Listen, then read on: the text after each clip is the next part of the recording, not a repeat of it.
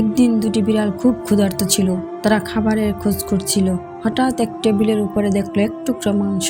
তারা দ্রুত মাংসটাকে চুরি করলো, কিন্তু সমস্যা পড়লো কিভাবে মাংস ভাগ করবে। এক বিড়াল বলল, আমি বড়, তাই আমি বেশি খাবো। অন্যটি বলল, না, আমাদের সমান ভাগ করা উচিত। তাদের ঝগড়া শুরু হয়ে গেল। ঠিক তখনই এক চালাক বাদর এসে বলল, আমি তোমাদের সাহায্য করতে পারি, আমি ন্যায় বিচার জানি। বাদরটি একটি পাল্লা আনলো এবং মাংসকে দুটি ভাগ করলো। তারপর এক টুকরো তুললো এবং দেখলো এক পাশ বড় হয়েছে।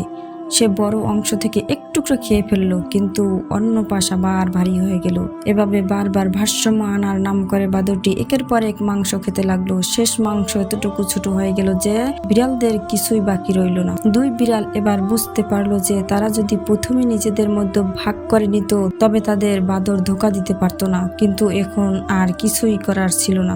এ থেকে আমাদের শিক্ষা নেওয়া উচিত, ঝগড়া করলে তৃতীয় কেউ সুযোগ নিয়ে তোমারই ক্ষতি করতে পারে।